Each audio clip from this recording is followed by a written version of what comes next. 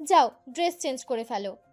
মাহি মন খারাপ করে দাঁড়িয়ে রইল এক মুহূর্ত, এক হাতে কোমর চেপে রেখেই উদাস কণ্ঠে বলল, কিভাবে ড্রেস চেঞ্জ করব? আমার কাছে কি আর কাপড় আছে? তাও যা এনেছিল রাক্ষসটা সব তো রাগের বশে পুড়িয়ে ছারখার করে ফেললো।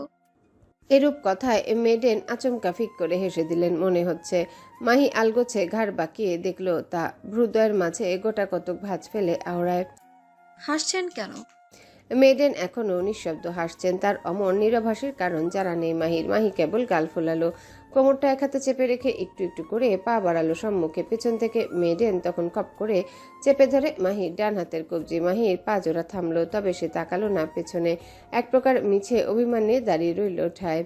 মেডেন ইরা এক কদম এগিয়ে এসে দাঁড়ালেন মাহির একদম নিকটে, এক হাতে আলতো করে মাহির কাঁধ জড়িয়ে তাকে নিয়ে এগুলেন কক্ষের ডান পাশে। মাহি এই পর্যায়ে নীরব, মেডেনের সাথে তাল মিলিয়েছে পায়ের। বিশালাকার কক্ষের ডান পাশে মোটা একখানা আয়না, আয়নার একপাশে গোলাকার ভারী কারুকার্যে শোভিত হ্যান্ডেল জাতীয় কিছু। মেডেন এগিয়ে এসে চুপচাপ হ্যান্ডেলের উপর হাত রেখে একটুখানি ধাক্কা দিলেন ভেতরের দিকে।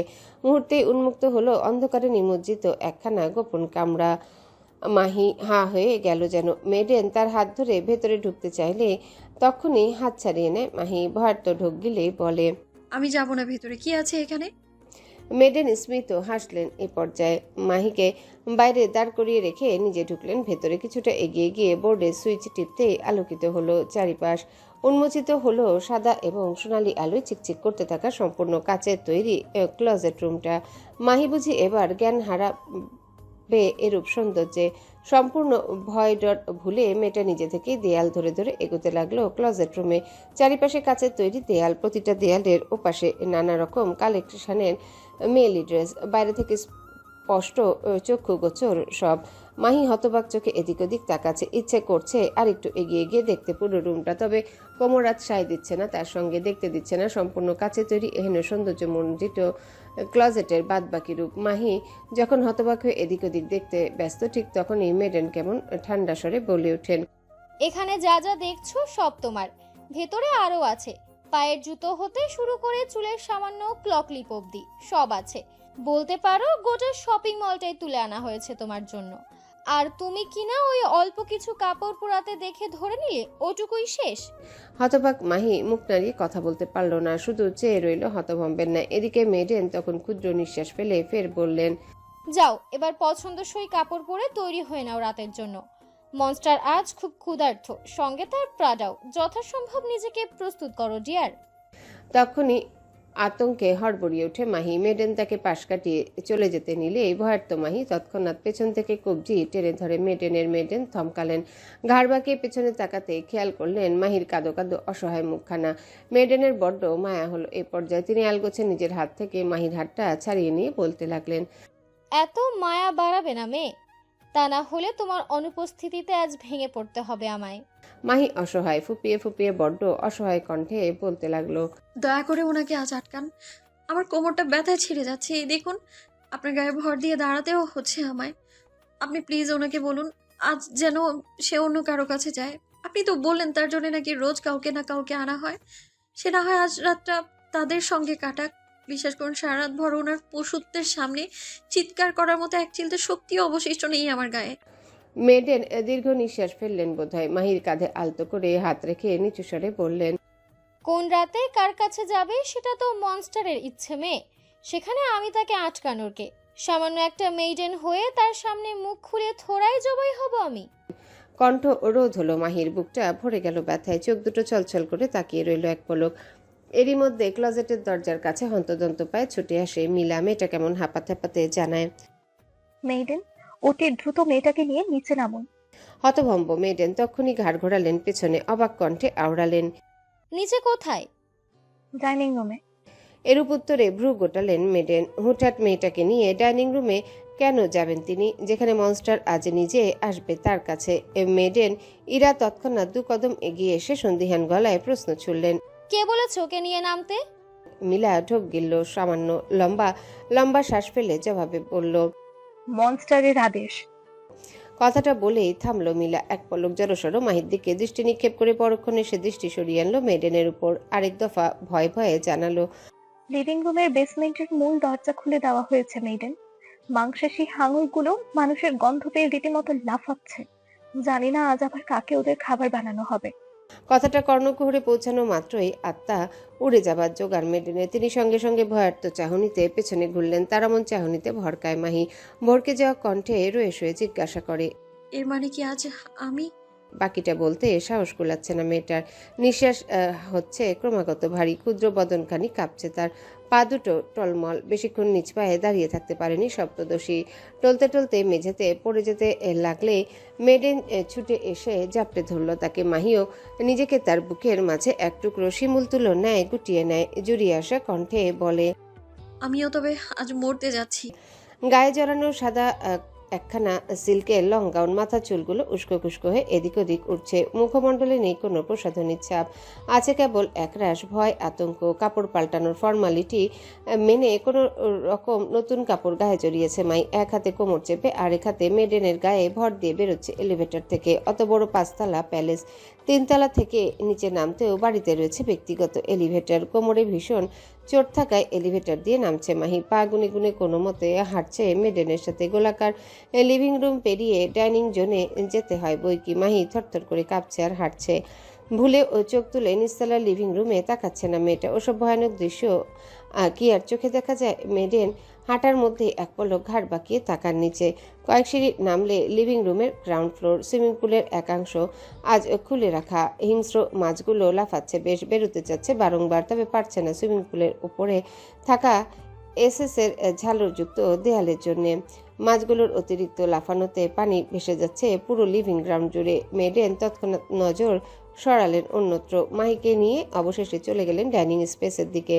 40টি আসনের রাজকীয় ডাইনিং টেবিল, ভারী কারুকার্যে শোভিত প্রতিটা চেয়ার। পুরো টেবিল জুড়ে দামি দামি ক্রোকারি। সিলিংয়ে ঝুলছে বিশাল একখানা ক্রিস্টালের ঝাড়বাতি। হলদেটে আলোয় চারিপাশ সেজেছে এক নৈসর্গিক সৌন্দর্যে। মাহি এবার আর অবাক হয়নি। ক্লজেটের একটুখানি ঝলক পেয়ে মেয়েটা বুঝে গিয়েছে রাক্ষসের টেস্ট কেমন হতে পারে। মেডেন মাহিকে ধরে ধরে বসাতে চাইলেন হেড অফ দ্য টেবিলের একদম পাশের চেয়ারটায়, কিন্তু মাহি বাদ সাধল তাতে। চোখ মুখ কুচকে শক্ত গলায় বলল, আমি ওনার পাশে বসবো না। মেডেন ফোঁস করে নিঃশ্বাস ফেললেন আলগোছে। মেয়েটার কথার দাম দিয়ে তাকে নিয়ে বসলো দুটো চেয়ারের পরের আসনে। মাহিও চুপচাপ মাথা ঝুঁকিয়ে বসলো। ডাইনিং এর চারিদিকটা কেমন মোমো করছে খাবারের সুঘ্রাণে। এতে বুঝি পেট মুচড়ে উঠল মাহির। খাবারের সুঘ্রাণে খিদে বেড়ে গেল তার। তবুও নিজের এহেন উপচে পড়া ক্ষুধাকে কোনো মতে দমিয়ে রাখলো মেয়েটা। বসে রইল নিজের সর্বনাশের অপেক্ষায়। গা উদম, কোমরের বেশ নিচে ঝুলছে ঢিলে ঢালা ট্রাউজার রাবার। ফর্সা লোমহীন বুকখানা কেমন হাঁ করে উন্মুক্ত হয়ে আছে। ফুলে পেঁপে থাকা দু হাতের মাসল হালকা নড়াতে কেমন টান টান হয়ে যাচ্ছে। ঘাড় সমান উলফ কাট দেওয়া বাদামি চুলগুলো ভিজে চুপচুপে হয়ে আছে। কপাল অবধি ছেয়ে আছে ভেজা চুলে। ঘাড় থেকে চুলের পানি চুইয়ে পড়ছে বদনে। সেদিকে বিন্দুমাত্র উদ্বেগ নেই যুবকের। সে দাম্ভিক কদমে এগিয়ে আসছে ডাইনিং স্পেসে। তার কদমের প্রতিটা শব্দ কানে পৌঁছাতেই মাথা নুইয়ে ফেল কর্মরত সবাই। মেডেন তখনই চলে গেলেন। মাহি মুখ কুচকে তাকিয়ে আছে অন্যত্র। মেয়েটার তেমন হেলদোল নেই। অমন চরিত্রহীন লম্পটকে দেখতে বিন্দুমাত্র উদ্বেগ নেই তার মধ্যে। কিয়ৎক্ষণ বাদেই সে টের পেল চেয়ার টানার কর্কশ শব্দ। বুঝলো লোকটা এসে বসেছে হেড অব অনার চেয়ারে। মাহির তখনও ঘাড় বাঁকিয়ে রইল অন্যত্র। এদিকে নিজ আসনে বেশ দাম্ভিকতার সাথে বসেছে মুগ্ধ। গম্ভীর মুখাবয়ব, দৃঢ় চোয়াল, লিপ এবং আইব্রোতে এখনও চলছে প্লাটিনাম রিং। মুগ্ধ হাত বাড়িয়ে টেবিলের উপর পড়ে থাকা ঘণ্টিটায় মৃদুভাবে হাত রাখতেই ঢং ঢং শব্দ বাজলো কোথাও। তখনই সে শব্দ শুনে একে একে ছুটে এলো 12 জন সার্ভেন্ট। একজন মুগ্ধর সামনে উপর হয়ে থাকা প্লেটটা তুলে দিল, তো আরেকজন ন্যাপকিন খুলে দিল। কেউ বেড়ে দিল খাবার, কেউ এগিয়ে দিল তা। ভাবসাব দেখে মনে হচ্ছে গম্ভীর পুরুষ এখানকার রাজা, আর বাদবাকি তারা রাজা সেবায় নিয়োজিত রাজকর্মচারী। এদের মধ্যে ইলিয়াড রয়েছে, বেচারা আজ অন্যমনস্ক। পানির গ্লাসে পানি ঢালতে গেলেই হাত কাঁপছে তার। ফলাফল স্বরূপ পানি গ্লাসে না পড়ে পড়ছে অন্যত্র। আর কেউ এহেন ঘটনা করুক কিংবা না করুক, একজোড়া বাদামি চোখের বাজ পাখির ন্যায় তীক্ষ্ণ দৃষ্টি ঠিকই দেখলো তাকে। ইলিয়াড প্রায় কিছুক্ষণ ধরে পানি ঢাললো গ্লাসে। হাতের কাজ শেষ হতে গ্লাসটা তুলে মনস্টারের দিকে এগিয়ে দিতে উদ্যত হতেই ইলিয়াডের কানে ভেসে এলো মনস্টারের গম্ভীর অথচ কঠিন কণ্ঠ। হ্যাবিট। থমকায় ইলিয়াড সহ আশেপাশে সকলে, অথচ মুগ্ধ এখনো ফর্কের আগায় খাবার তুলে খেয়ে যাচ্ছে। ইলিয়াড অবোধের সুরে মাথা নুইয়ে রেখে জিজ্ঞাসা করলো, বুঝিনি মনস্টার। গালের পাশে এক টুকরো ভেজিস ঢুকিয়েছে মুগ্ধ। এক হাতে ছোট্ট চাকু, আরেক হাত বড়সড় কাঁটা চামচ, যেটাকে ইংরেজিতে ফর্ক বলে। মুগ্ধের দৃষ্টি ঠাই নিজের প্লেটের পানে ভীষণ পটুতে খাবার চিবোতে ব্যস্ত যুবক। এরিফাকে হালকা নুইয়ে থাকা ইলিয়ার ধীরে ধীরে নিজের অ্যাপ্রন পকেটে হাত ঢোকায়। ধারালো কিছু একটা হাতে বের করে আনতেই যাবে, অমনি তার কণ্ঠনালী বরাবর সপাটে ফর্কের আগা দিয়ে আঘাত করে বসে মুগ্ধ। প্রথম আঘাতে থামেনি সে, একইভাবে দুবার তিনবার পরপর বেশ কয়েকবার আঘাত করতে থাকে শক্তিশালী পুরুষ। অথচ তার দৃষ্টি এখনো নিজের খাবারের পানে নিবদ্ধ, তবে হাত চলছে দৃঢ়তায়। এদিকে খেতে বসে এহেন নৃশংসতা দেখে গলা ফাটিয়ে চিৎকার দিয়ে ওঠে মাহি। তৎক্ষণাৎ নিজের দুহাতে মাথার দুপাশ চেপে ধরে মেয়েটা। মুগ্ধের হাত তখনও চলছে ইলিয়াডের কণ্ঠনালী বরাবর। একের পর এক হিংস্র আঘাতে বিধ্বস্ত ইলিয়াডের কণ্ঠা, বিধ্বস্ত গলদেশ থেকে চারিপাশে ছিটকে যাচ্ছে লহু। মুগ্ধের মুখমণ্ডল, খাবার প্লেটও রঞ্জিত হয়েছে লাল তরলে, অথচ তার হাতের গতি থামছে না এখনো। প্রায় বেশ কিছুক্ষণ পর বিধ্বস্ত ইলিয়াডের নিথর দেহ মেঝেতে লুটিয়ে পড়তে থামল মুগ্ধ। হাতের ফর্কটা এগিয়ে এনে নিজের রক্তাক্ত প্লেটের একপাশে রেখে কঠিন গলায় হুঙ্কার ছুড়ে বলল, ওকে ফেলে দিয়ে আয় বেসমেন্টে।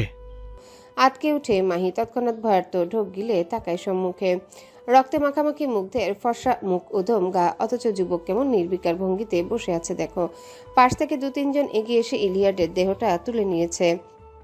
দুলতে দুলতে তারা এগিয়ে যাচ্ছে বেসমেন্টের দিকে। মাহি তখনই চেঁচিয়ে ওঠে, বারবার মুগ্ধের উদ্দেশ্যে বলে ওঠে, ওদের থামান, প্লিজ ওদের থামান।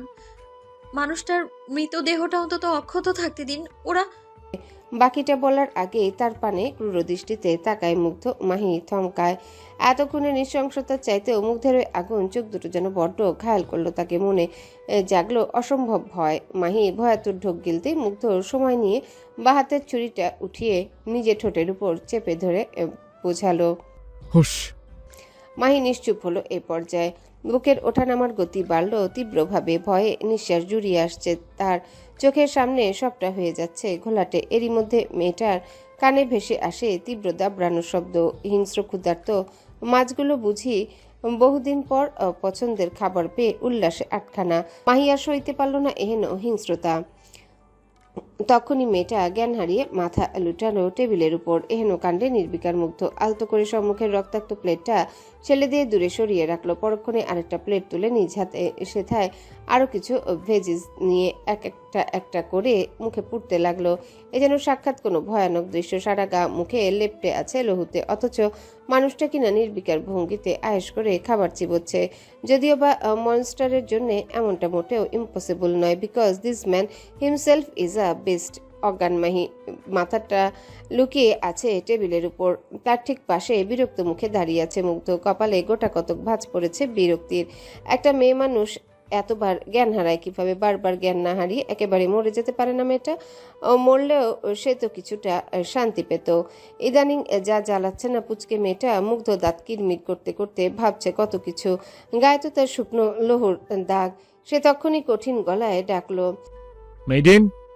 মাত্র একখানা ডাক। এতেই হন্তদন্ত হয়ে ছুটে এলেন মেডেন। মাথাটা নুইয়ে রেখে ভয়ার্ত কণ্ঠে আওড়ালেন, জি মনস্টার। মুগ্ধ দাঁতে দাঁত চেপে ঘুরিয়েছে অন্যত্র। আদেশ ছুড়ে জানায়, ওকে ঘরে নিয়ে যা, আমি আসছি। মেডেন আলতো করে ঘাড় কাত করলেন। জ্ঞানহারা মেয়েটা দিকে এক্ষুনি এগিয়ে এসে পরক্ষণে জানালেন, ওর তো জ্ঞান নেই মনস্টার। আমি একা একা কিভাবে? যেভাবে ইচ্ছে নিয়ে যান, জাস্ট নিয়ে যান আমার আসার আগে। মেডেনের তখনই মাথা নুয়ে 2 কদম পিছিয়ে এলেন। কণ্ঠ উঁচিয়ে ডাকলেন আরেক মেয়েটকে। কিয়ৎক্ষণের মধ্যেই অপর মেয়েট চলে আসায় দুজন এবার ধরাধরি করে অচেতন মাহিকে কোনো মতে তুলে দাঁড় করাল। তবে এতেই ঘটল আরেক ঘটনা। অচেতন মাহির ছেড়ে দেওয়া শরীরটা খুব বেশিক্ষণ দাঁড়িয়ে থাকতে পারল না নিজ পায়ে। টলমল পায়ে সে তৎক্ষণাৎ দৌড়িয়ে পড়ল মুগ্ধের গায়ের উপর। ঘটনার আকস্মিকতায় হতবাক মুগ্ধ সাথে সাথে এক হাতে আগলে ধরা মাহিকে। ক্ষুদ্র বদনের মেয়েটা তার উন্মুক্ত বক্ষে লেপ্টে আছে পেঁজা তুলন নেই। তার শীতল হাতের স্পর্শগুলো মুগ্ধের গায়ে কাটা ধরিয়ে দিচ্ছে যেন। এক মুহূর্তের জন্য ছেলেটা বেশ টের পেল, তার বুক কাঁপছে। হ্যাঁ হ্যাঁ, তার হৃদয় স্পন্দিত হচ্ছে জোরালো গতিতে। হৃদয়টা এক অদ্ভুত শীতলভাবে ছেয়ে যাচ্ছে ক্রমশ। এহেন সহানুভূতি প্রথম টের পাচ্ছে মুগ্ধ।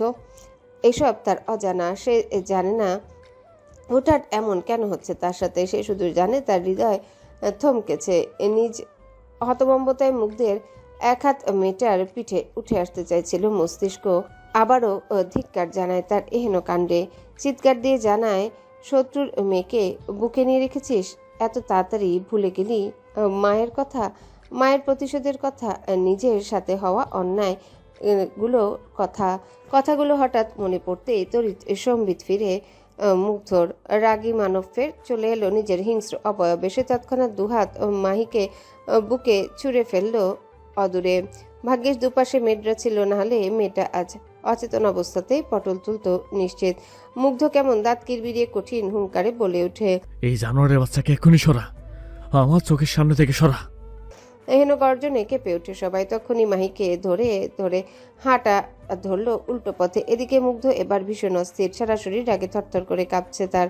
কেন বারবার মেয়েটার কাছে গেলে এমন লাগে তার? কেন এক মুহূর্তের জন্যে দিন দুনিয়া ভুলে বেভুলা হয়ে যায় সে? কেন কেন কেন? মন মস্তিষ্কের হুটহাট দোলাচলে জর্জরিত নির্দয় মানব এবারেও মস্তিষ্ক জিতল সকল তর্কে। সে গটগটিয়ে ফের হাঁটা ধরল এলিভেটরের দিকে। এলিভেটরে ঢুকেই বোতাম চাপলো টপ ফ্লোরের। অতঃপর ধীরে ধীরে বন্ধ হলো কাচের দরজাটা। টান উঠল এলিভেটরের চেনে। মনস্টার প্যারাডাইজের টপ ফ্লোরে রয়েছে ছাদ, তবে এই ছাদে সৌন্দর্য কিছু ভিন্ন। বিশাল ছাদ জুড়ে তৈরি হয়েছে সুইমিং পুল, চারিপাশ স্রেফ কাচের তৈরি দেয়াল, তার আবার অর্ধেক। এলিভেটর থেকে বেরিয়ে এসেই নীল নদের ন্যায় স্বচ্ছ পানিতে এক লাফে ঝাঁপিয়ে পড়ে মুগ্ধ। মাথাসহ পুরো শরীর পানিতে ডুবিয়ে সাঁতার কাটতে কাটতে চলে যায় ছাদের একদম কর্নারে। প্রায় সেকেন্ড 40 সময় লাগলো তার ওপারে পৌঁছাতে। এরপর পরই সে কেমন মাথা উঠিয়ে আনলো পানি হাতে। শক্ত চোয়ালে তীব্র খেপে গিয়ে নিজের সর্বাঙ্গ দুহাতে ঘষতে ঘষতে বিড়বিড়িয়ে আওড়ালো, এই জানোয়ারের বাচ্চাকে এক্ষুনি সরা। হিমশীতল কক্ষ, গোলাকার নরম বিছানায় নিস্তেজ হয়ে পড়ে আছে মাহি। জ্ঞান ফেরার নাম অবধি নেই এখনো। মেডেন ইরা চিন্তিত মুখে দাঁড়িয়ে আছেন মাহির পায়ের কাছে।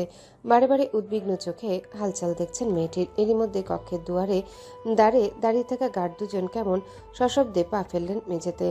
মেডেন তক্ষুনি বুঝে গেলেন মনিস্টারের আগমনী সংকেত। সঙ্গে সঙ্গে মাথা নুয়ে সরে দাঁড়ালেন বিছানার কাছ থেকে। দুহাত পেটের কাছে বেঁধে রেখে দাঁড়িয়ে আছেন মধ্যবয়সী, দৃষ্টি নত তার। কিয়ৎক্ষণ বাদে সেই নুইয়ে রাখা দৃষ্টিতে তিনি কেবল দেখলেন দরজা দিয়ে দাম্ভিক কদমে ভেতরে ঢুকছে মনস্টার। হাতের 2 আঙ্গুলের ইশারায় তাকে বোঝালো ঘর থেকে বের হতে। মেডেন আজ্ঞাকারী মানুষ, তৎক্ষণাৎ মাথা নুয়ে খানিক কুর্নিশ জানিয়ে ফটাফট কদমে চলে গেলেন ঘর ছেড়ে। তিনি যেতেই গার্ডদের মধ্যে থেকে একজন একইভাবে দৃষ্টি নত রেখে কক্ষের ভারী দরজাটা আলগোছে টেনে দিলেন। বিশালাকার কক্ষটি এবার সম্পূর্ণ মুগ্ধের আয়ত্তে। সুদর্শন যুবক কেমন ঠায় দাঁড়িয়ে আছে কামরার মাঝ বরাবর। উদম গায়ে তার লেপ্টে আছে বিন্দু বিন্দু পানির ফোঁটা। ঘাস সমান চুলগুলো থেকে সম্পূর্ণ বুক পিঠে চুয়ে পড়ছে পানি। পরনে কেবলমাত্র ঢিলে ঢালা কালো রঙের ট্রাউজার। এক হাতে তার উইস্কির বোতল, অন্য হাতের মধ্যমা এবং তর্জনীর ভাঁজে জ্বলছে মোটা সিগার। যুবকের বাদামি চোখ জোড়া তীক্ষ্ণ দৃষ্টি আপাতত বিছানায় পড়ে থাকা মাহিতে নিবদ্ধ। কপালে তার গোটা কতক বিরক্তির ভাব। দৃঢ় চোয়ালে ফুটে আছে শক্তভাবে। সে নিজের দৃষ্টি ঠায় বজায় রেখে একটু একটু করে সিগারের শেষ ভাগে টান বসাচ্ছে। বেশ। কক্ষের সম্মুখে দেয়ালে ঝুলন্ত লম্বা ঘড়িটায় ঘন্টার কাঁটা ঢং ঢং শব্দ তুলে বাজছে, জানান দিচ্ছে মধ্যরাতের আগমনী বার্তা। মুগ্ধ শুনল। ঠোঁটের ফাঁক গলিয়ে ধীরে ধীরে সিগারের কুলুষিত ধোঁয়াগুলো বের করতে করতে পা বাড়ালো বিছানার কাছে। ঘুমন্ত নিষ্পাপ মাহি। দিন দুনিয়া সকল মোহমায়া যেন মেয়েটার মুখে বিরাজ করছে আজ। সফেদ রঙা সিল্কের গাউনে কি শুভ্রই না দেখাচ্ছে তাকে, অথচ মুগ্ধের মতো নির্দয় মানবের মন গলল না তা দেখে সে এগিয়ে এসে দাঁড়ালো মাহির মাথার কাছে। অতঃপর এক মুহূর্ত ঠায় দাঁড়িয়ে থেকে হাতে থাকা হুইস্কির বোতলটা সামান্য উঁচিয়ে এনে মুখ দিয়ে টেনে খুলল বোতলের ক্যাপ। তারপর ক্যাপটা সজোরে দূরে ছুঁড়ে ফেলে অসভ্য ছেলেটা ঘটায় আরেক কাণ্ড। হুইস্কির বোতলটা মাহির মুখের উপর উল্টো করে ধরতে সম্পূর্ণ বোতল থেকে তীব্র গন্ধযুক্ত অ্যালকোহল ঝরঝরিয়ে পড়ল মাহির মুখের উপর। একে তো হুটহাট তরলের ঝাপটা, তার উপর এহেন মাত্রাতিরিক্ত গন্ধযুক্ত। মাহির অচেতন মস্তিষ্ক সজাগ হতে খুব একটা সময় নিল না যেন। নিবু নিবু চোখে মেয়েটা কেমন ধীরে ধীরে চোখ দুটো মেলল। কিয়ৎক্ষণ ঝাপসা চোখে তাকিয়ে রইল সম্মুখে। সামনে তো কেউ নেই। মাহির অচেতন মস্তিষ্ক এখনো ফাঁকা। ধীরে ধীরে চোখের সামনে থেকে ঘোলাটে অবস্থা কাটতে মেয়েটা কেমন নড়ে চড়ে উঠল। তখনকার ঘটনাগুলো সবটাই একে একে মনে পড়তে লাগলো। মুহূর্তেই মেয়েটার চোখে মুখে খেলে গেল এক অনিমেষ আতঙ্কের ছাপ। সে তৎক্ষণাৎ উদ্বিগ্ন হয়ে শোয়া ছেড়ে উঠে বসে, বোকার ন্যায় নিজের দিকে খুঁটিয়ে খুঁটে দৃষ্টি ফেলে অস্ফুটে শুধায়, আমি এখনো মরিনি, বেঁচে আছি তাহলে, নাকি স্বপ্ন দেখছি এখনো? কথাটা শেষ হতে না হতে মাহির কর্ণকুহরে ভেসে এলো অতি পরিচিত এক গম্ভীর অথচ খোঁচামারা কণ্ঠ। কাছে আয় বান্দির মেয়ে, কান বরাবর কষে কয়েকটা বসাই, তাহলে বুঝবি জেগে আছিস কিনা স্বপ্নে। তখনই ঘাড় বাঁকিয়ে পেছনে তাকায় মাহি। দেখতে পায় বলিষ্ঠ পুরুষের 6 খণ্ড বিশিষ্ট উদরের পেশি। মাহি শুকনো ঢোক গিলল সামান্য, রয়ে শুয়ে ঘাড় উঁচিয়ে তাকালো মুগ্ধের কঠিন মুখ পানে। শুষ্ক হয়ে যাওয়া অধৈর্যরা জিভ দিয়ে খানিক ভিজিয়ে নিতেই মুগ্ধ কেমন তেতে উঠল কেন যেন। তৎক্ষণাৎ কপালের চামড়ায় বিরক্তির ভাঁজগুলো বেশ স্পষ্ট করে চিরবির করা কণ্ঠে বলল, নির্লজ্জ লুচ্চা মেয়ে ছেলে, পুরুষ মানুষ দেখলেই ঠোঁট বাজাতে মন চায়, তাই না? সি সি সি সি, অসভ্য মেয়ে একটা। হতভম্ব মাহি। লোকটার ভয়ে ঠোঁট শুকিয়েছে তার, অথচ এহেন শুকনো কাঠ হয়ে যাওয়া অধৈর্যরা একটুখানি জিভ দিয়ে ভেজানো নিয়ে লোকটা তাকে এত কিছু শুনিয়ে দিল। মাহি মোটেও চুপচাপ হজম করল না কথাটা। তখনই তেলে বেগুনে জ্বলে উঠে বলল, আপনি আমার ঠোঁটের দিকে তাকালেন কেন? আমার ঠোঁট, আমি যা মন চায় আমি করব। কামড়াতে মন চাইলে কামড়াবো, ভেজাতে মন চাইলে ভেজাবো, আপনি তাকাবেন কেন? দোষ তো তাহলে আপনার চরিত্রে। এহেন একখানা পুচকে মেয়ের মুখে চরিত্র নিয়ে কথা শোনায় সে কি এ তেজ দেখাচ্ছে? মুগ্ধ দাঁত কিরমির করতে করতে তখনই হাত থেকে মেঝেতে ছুঁড়ে ফেললো হুইস্কির খালি বোতলটা। মুহূর্তে একটা বিকট শব্দে কাচের বোতলটা কেমন চূর্ণ বিচূর্ণ হয়ে ছড়িয়ে গেল পুরো মেঝেতে। মাহি হতবিহ্বল। কিছু বুঝে ওঠার আগে এক দানবীয় হাতের থাবা এসে বসলো তার চুলের গোছায়। মাহি কুকিয়ে ওঠে চুলের তীব্র যন্ত্রণায়। ঠোঁট গলিয়ে আর্তনাদ ভেসে আসছে তার। চোখ দুটো নিমিষেই হলো ছলছল। মুখ কুচকে ব্যথাগুলো হজম করার পায়তারা করতেই শোনা গেল মুগ্ধের গর্জে ওঠা কণ্ঠ, ইউ ব্লাডি বিস, কোন সাহসে তুই আমার চরিত্র নিয়ে কথা তুললি? উত্তর দে জানোয়ারের বাচ্চা। তোর মতো যাইছে তাই মেয়ের এত বড় স্পর্ধা কোথা থেকে আসে, যে কিনা আমার দি শ্যাডো মনস্টার চরিত্র নিয়ে কথা বলে?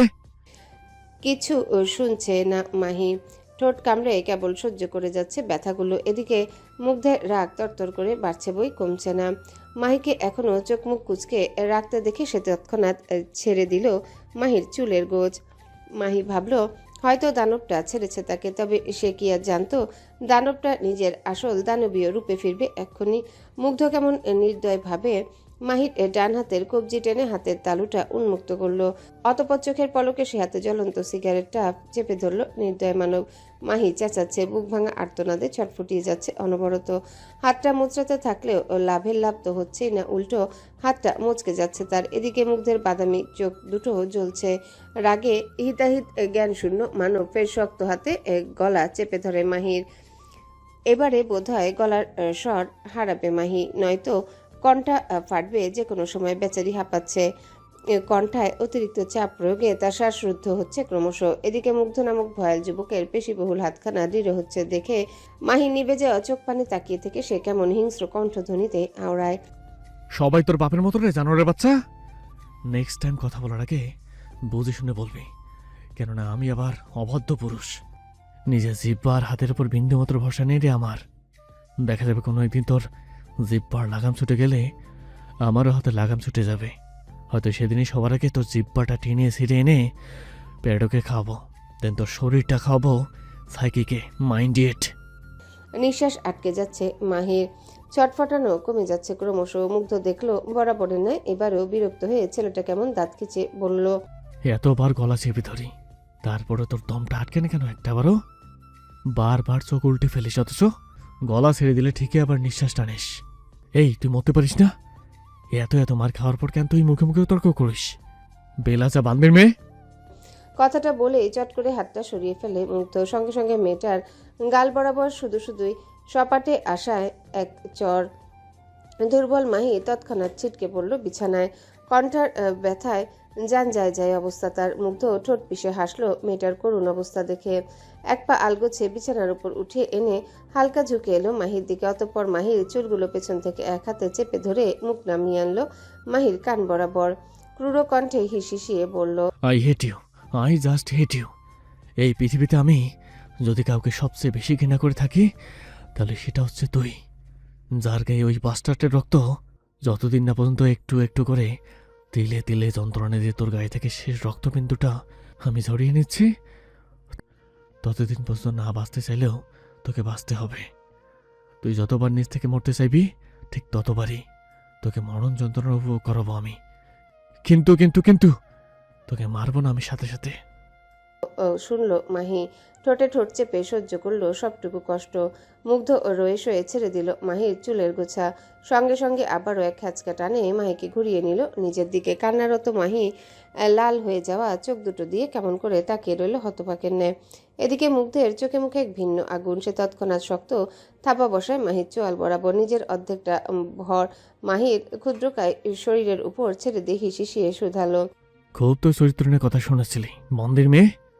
বেশ তো, চরিত্র নিয়ে যখন দোষ লাগবেই তাহলে কিছু করার পরেই দোষ লাগুক। হয় আগে তোকে নিজে রক্ষিতে বানাই। So I give me a kiss. মুগ্ধের শক্তপোক্ত হাতের থাবা এবার চোয়াল ছেড়ে ঠোঁট অব্দি চলে এসেছে মেয়েটার।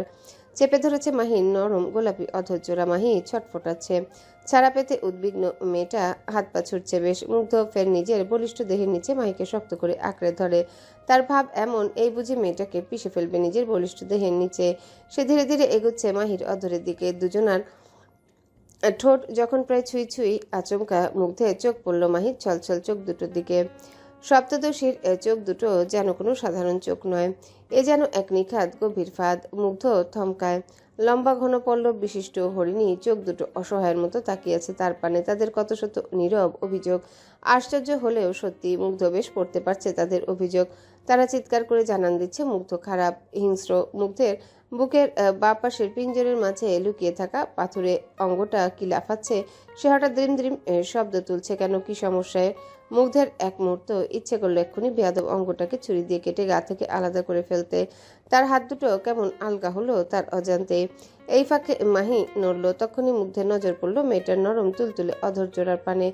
আশ্চর্য, এত সুন্দর কেন মেয়েটার ঠোঁট দুটো! মনে হচ্ছে কোনো শিল্পী তার সারা জীবনের দক্ষতা দিয়ে একটু একটু করে এঁকেছে মেয়েটার ঠোঁট দুটো। তাদের তিরতির কম্পন নিঃশ্বাস আটকে দিচ্ছে নির্দয় মানবের। তার এতক্ষণের ক্রূরতা কোথায় যে পালালো কে জানে। চোখে মুখে ভর করলো এক অদৃশ্য মায়াজাল। পিয়ার্সিং করা বাদামি ঠোঁট দুটো এবার হিংস্রতা নয় বরং মুগ্ধতায় এগিয়ে আসতে চাইছে মেয়েটার নরম তুলতুলে অধৈর্যরার পানে। ওদিকে মাহি নিস্তব্ধ। বোধহয় তার ভাষ্যমতে চরিত্রহীন লোকটার চরিত্রহীন কার্যকলাপে বুক ভেঙে যাচ্ছে তার। অসহায়। সপ্তদশী না চাইতেও মেনে নিতে হচ্ছে সব। সে কেমন চোখ মুখ কুচকে রেখেছে দেখে মুগ্ধ এগুচ্ছে মাহির তিরতির করতে থাকা অষ্টপুটের সৌন্দর্য দেখে হুট করে গলা শুকালো তার। এই প্রথম তার ঠোঁট দুটো এক অজানা তৃষ্ণায় ধুকছে যেন। সে তৎক্ষণাৎ জিভ দিয়ে নিজের ঠোঁট দুটো ভিজিয়ে নিয়ে এক পলক ভীষণ কামুকতায় ডুব দিয়ে মাহির অষ্টপুটের সাথে নিজে অধর ডুবাতেই যাবে অমনি তার কল্পনায় মানসপটে ভেসে উঠল এক ভয়ানক চিত্র। লাল শাড়িতে সেজে থাকা এক সুন্দরী, তার পা দুটো আলতা রাঙা, ললাটে স্পষ্ট বিয়ের সাজ। রমণীর ঘুমন্ত রক্তাক্ত মুখখানা মনে পড়তেই তৎক্ষণাৎ শরীর জাঁকিয়ে ওঠে মুগ্ধের। বলিষ্ঠ পুরুষ যেন এতক্ষণে নিজের সম্বিত ফিরে পেল। তখনই মাহির উপর থেকে উঠে গিয়ে শটান হয়ে দাঁড়ায় সে। নিঃশ্বাস ক্রমশ জোরালো হচ্ছে তার। বুকের ওঠানামা বেড়েছে করুণভাবে। মুগ্ধ রয়ে শয়ে নিজের হাত দুটো সামনে এনে দেখে তারা ফের কাঁপছে। বদনখানিও বোধহয় কাঁপছে তার। চোখের সামনে সবটা আবারও ঘোলাটে হয়ে যাচ্ছে কেন যেন। ওদিকে বিছানায় চোখ মুখ উচকে পড়ে থাকা মাহি দেখল না যুবকের এহেন ছটফট, দেখল না যুবকের কাঁপতে থাকা বদন। মুগ্ধ আর এক মুহূর্ত দাঁড়ালো না সেথায়। তখনই ঢলতে থাকা পায়ে ছুটে বেরিয়ে যায় ঘর ছেড়ে। এদিকে বেশ কিছুক্ষণ হয়ে যাবার পরও গায়ে কোনো উটকো স্পর্শ না পেয়ে পিটপিট করে চোখ খুলে মাহি। সম্মুখে মুগ্ধকে দেখতে না পেয়ে তখনই চোখ দুটো খুলে ফেললো এক ঝটকায়। আশেপাশে নজর বুলিয়েও মুগ্ধের কোনো হদিস পায়নি মেয়েটা। এতে যেন বুক চিরে ভীষণ স্বস্তির নিঃশ্বাস বেরোলো তার। সময় নিয়ে দুহাতে আলগোছে কাঁপতে থাকা বুকখানা চেপে ধরে মেয়েটা কেমন ফুপিয়ে ওঠে। ব্যথায় জর্জরিত কণ্ঠায় এক বুক কষ্ট নিয়ে অস্ফুটে আওড়ায়, প্রকৃতি কাউকে খালি হাতে ফেরায় না হিংস্র মানব। রিভেঞ্জ অফ নেচার বলেও তো একটা কিছু আছে, তাই না? আজ আপনি আমায় ঠিক যতটা কষ্ট দিয়েছেন, আল্লাহ করুক এর দ্বিগুণটা যেন আপনাকে ভোগ করতে না হয়। কাপা শরীর, টলমলে পায়, কোনো রকমে প্যালেসের সেন্ট্রাল টাওয়ারে একমাত্র কামরা অবধি চলে এসেছে মুগ্ধ। বিশাল বড় কাঠের দরজাটার সামনে দাঁড়িয়ে আলগোছে ডান হাতটা উঠিয়ে রাখলো দরজার ডান পাশে সেন্সর বোর্ডটার উপর। মুহূর্তে সেন্সর বোর্ড থেকে একখানা লাল রশ্মি বেরিয়ে এসে মুগ্ধের হাতখানা স্ক্যান করলো সেকেন্ড 30 সময় নিয়ে। অতঃপর স্ক্যান শেষে বিশালাকার দরজাটা খুলে গেল আলগোছে। মুগ্ধ তৎক্ষণাৎ ভেতরে ঢুকলো। চোখের সামনে সবকিছু নিভে যাচ্ছে, তার মাথাটা ফেটে যাচ্ছে যন্ত্রণায়। আজ আবারও তার প্যানিক অ্যাটাক উঠল। মুগ্ধ সইতে পারে না এই কষ্ট, সইতে পারে না পুরনো কথাগুলোর বিষাক্ত স্মৃতি। যুবক উদ্ভ্রান্তের ন্যায় অন্ধকার ঘরটায় ছুটল, কিছুটা এগিয়ে পা ঘোরালো বাম দিকে, এসে তাই 5 কদম হেঁটেই হাত বাড়ালো সম্মুখে। বিশাল এক ধাক্কা দিতে সামনে থেকে সরে গেল একখানা দরজা। মুগ্ধ কোনো রূপ কাল বিলম্ব না করে গোপন ঘরটায় প্রবেশ করে হন্তদন্ত হয়ে পাগলের মতো অন্ধকার হাতড়ে দরজার কাছে সুইচটা টিপে দিতেই পুরো ঘরময় ছড়িয়ে গেল লাল ঘোলাটে আলোর বাতি। দেখা গেল গোপনে কামরার চারিপাশে কাচের দেয়ালে সংরক্ষিত বিভিন্ন বিদেশি নামি দামি ড্রাগস। মুগ্ধ ঝাপসা চোখে সামনে এগোয়। কাচের বাক্সে সংরক্ষিত উচ্চমাত্রার ড্রাগসের দিকে লোলুপ দৃষ্টিতে এক মুহূর্ত তাকিয়ে থেকে পরক্ষণে বাহাতের কঠিন মুষ্টিবদ্ধ ঘুষি বসে কাচের দেয়ালটার গায়ে। তৎক্ষণাৎ ঝনঝনিয়ে ভেঙে গেল দেয়ালটা, সেই সাথে কাচের টুকরো অংশ বিঁধে গিয়ে হাতটা থেতলে গেল মুগ্ধের। এতে অবশ্য বিন্দুমাত্র উদ্বেগ নেই যুবকের। সে কেমন উদ্ভ্রান্তের ন্যায় কাচের বক্স থেকে ড্রাগটা তুলে এনে সিরিঞ্জ ভর্তি করলো কাপা কাপা হাতে। অতঃপর আর দেরি না করে সে নিজের বাহাতের মোটা শিরা এক ঝটকায় পুশ করে দিল সবটুকু ড্রাগ। সঙ্গে সঙ্গে পুরো শরীর ঝাঁকিয়ে ওঠে মুগ্ধের। বদনখানির অসহ্য কাঁপনে বেচারা কেমন হাঁটু গেড়ে বসলো মেঝেতে। চোখ দুটো বুজে আসছে, তার মাথা ভর্তি যন্ত্রণাগুলো ধীরে ধীরে নিভে যাচ্ছে যেন। যুবকের মুখ থেকে অস্ফুটে কেবল বেরোলো, মা, ডাকবো? অতঃপর বলিষ্ঠ যুবক তার টান দেহ নিয়ে তখনই লুটিয়ে পড়ল মেঝেতে। দুহাত দুদিকে ছড়িয়ে মাথা রাখলো পরমা, এসে আপন মনে বিড়বিড় করলো, হ্যালো বন্ধুরা, পরবর্তী পার্ট খুব তাড়াতাড়ি আসবে, তো সবাই অপেক্ষায় থাকো। আর চ্যানেলটি যারা এখনো সাবস্ক্রাইব করোনি তারা পরবর্তী পার্ট দেখার জন্য চ্যানেলটি সাবস্ক্রাইব করে রেখো। ধন্যবাদ সবাইকে, আমাদের সাথেই থেকো।